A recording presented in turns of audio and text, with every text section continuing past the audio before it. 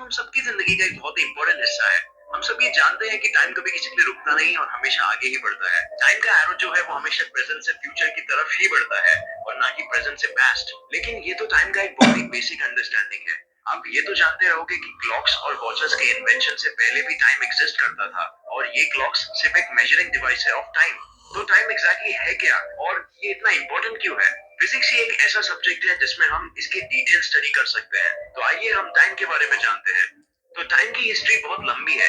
Time और इसके actual properties हम जानने लगे after studying the fastest thing in the universe, light उसके पार्टिकल्स और उसके स्पीड पर रिसर्चर्स ने हमें मजबूर कर दिया कि हम टाइम फैक्टर को भी कंसिडर करें और इसे एक बिग पिक्चर में इंक्लूड करें। और ये सब कैसे और क्यों हुआ, इसके लिए हमें टाइम में थोड़ा पीछे जाना पड़ेगा।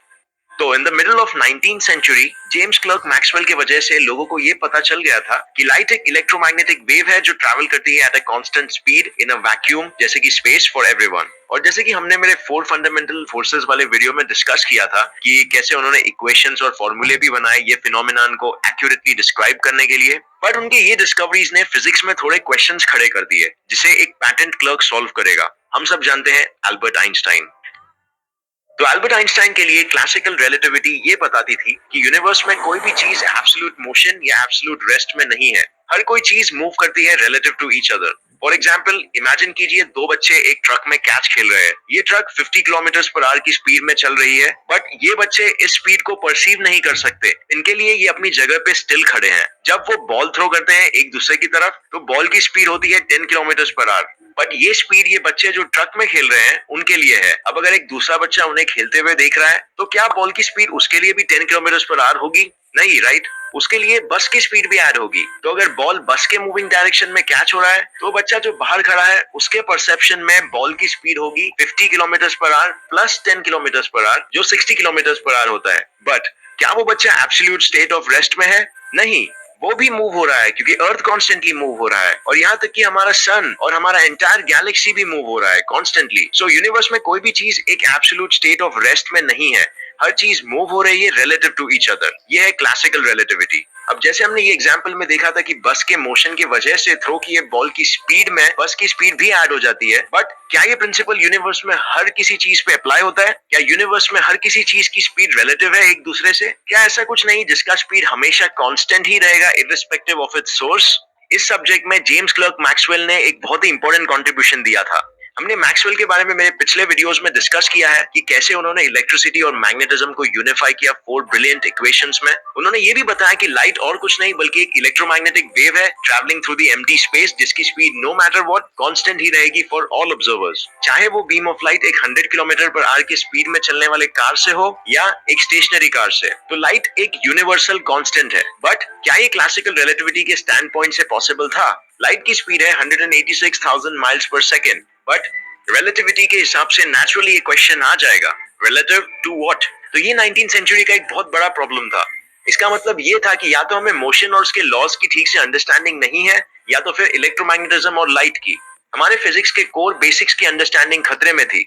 इस चीज के बारे में आइंस्टाइन को पता था और उन्होंने इसे पूरी तरह से एक्सेप्ट किया। उन्होंने ये एक्सेप्ट किया कि लाइट की स्पीड कांस्टेंट है for all observers, but light is also the fastest moving thing in the entire universe, जिसका फिक्स्ड मेजर स्पीड है 186,000 माइल्स पर सेकेंड। ये दोनों थॉट्स बहुत ही कॉन्ट्रडिक्टरी थे, बट आइंस्टाइन ने एक्सेप्ट किए और इस चीज पे अपना रिसर्च शुरू कर दिया। कुछ साल बाद इन 1905 उन्होंने एक हाइपोथेसिस पब्लिश किया जो फिर बना उनका one of the most famous theories. इस थियरी का नाम था थियरी ऑफ स्पेशल रिलेटिविटी, जिसमें उन्होंने रिलेटिविटी के एक्सेप्शन यानी कि लाइट के बारे में डिटेल में डिस्कस किया और उसे रिलेटिविटी के दूसरे फंक्शंस के साथ इंटीग्रेट किया। इसके लिए इसका नाम रखा स्पेशल रिलेटिविटी और वो स्पेशल एलिमेंट था लाइट। बट इस थियरी में ऐसा क्या था जिसने 19th सेंचुरी के इतने बड़े प्रॉब्लम को सॉल्व कर दिया? इस थियरी में आइंस्टाइन ने बताया कि in order for the speed of light to be constant at 186,000 miles per second, एक एलिमेंट का स्लो डाउन हो जाना जरूरी है और ये एलिमेंट है टाइम। तो इसका एक बहुत सिंपल मीनिंग था, मतलब अगर एक ऑब्जेक्ट मोशन में है और वो अराउंड लाइट स्पीड ट्रैवल कर रहा है, like 90% of the light speed, तो उसके लिए टाइम स्लो डाउन हो जाएगा to maintain the constant and consistent speed of light. Time के स्लो डाउन हो जाने के वजह से वो ऑब्जेक्ट के लिए लाइट की स्पीड उसके स्पीड के कंपैरिजन कांस्टेंट ही रहेगी, जो है 186,000 माइल्स पर सेकेंड। ये सुनने में थोड़ा ऑकवर्ड जरूर लगेगा क्योंकि हम इसे डे टू डे लाइफ में एक्सपीरियंस नहीं करते हैं, बट ये एक रियलिटी है और ये बहुत टेस्ट पास कर चुकी है। इस फिनोमिनन को आइंस्टाइन ने कहा टाइम डायलेशन। आइंस्टाइन स्पेस और टाइम को एक ही एलिमेंट मानते थे। उनके हिसाब से स्पेस और टाइम अलग नहीं बट जुड़े हुए हैं आपस में। आप जितने स्पीड से स्पेस डायमेंशंस में आगे बढ़ने लगोगे, आप उतना ही स्लो टाइम डायमेंशन में रहोगे। अगर आप लाइट के स्पीड को रीच कर दिए तो टाइम आपके लिए रुक जाएगा और आप टाइम डायमेंशन में बिल्कुल ही आगे नहीं बढ़ोगे। बट क्योंकि लाइट के पार्टिकल्स फोटॉन्स मासलेस होते हैं, जैसे हमने पहले डिस्कस किया था, तो लाइट के स्पीड को हम कभी नहीं रीच कर सकते। It is impossible because mass के होते हुए उतनी स्पीड में एक्सेलरेशन और मास अट्रैक्ट करेगा और एज अ रिजल्ट हम और मास गेन करने लगेंगे, जो कि एक्सेलरेशन को स्लो डाउन कर लेगा। और थियरी के हिसाब से अगर हम लाइट के स्पीड को भी एक्सीड कर सके तो टाइम में बैकवर्ड जाना पॉसिबल हो सकता है। हाउएवर ये सिर्फ थियरी है और मे बी पॉसिबल नहीं भी हो सकता है, क्योंकि हो सकता है कि बिग बैंग के बाद जब टाइम क्रिएट हुआ तो उसका नेचर ऐसा ही रहा कि वो हमेशा आगे ही बढ़ेगा, जिसे हम सेकेंड लॉ ऑफ थर्मोडायनेमिक्स में भी देख सकते हैं, जो कहता है entropy always increases with time. जिसका मतलब है कि कोई भी चीज हमेशा एक ऑर्डरली स्टेट ऑफ एग्जिस्टेंस से डिसऑर्डर्ड स्टेट ऑफ एग्जिस्टेंस में ट्रांसफॉर्म होती है विद टाइम, जो ये बताने में हेल्प करता है कि बिग बैंग से पहले एंट्रोपी सबसे कम रहा होगा और जैसे टाइम आगे बढ़ रहा है वो इंक्रीज हो रहा है और पूरा यूनिवर्स ज्यादा डिसऑर्डर्ड स्टेट में स्लोली ट्रांसफॉर्म हो रहा है विद टाइम।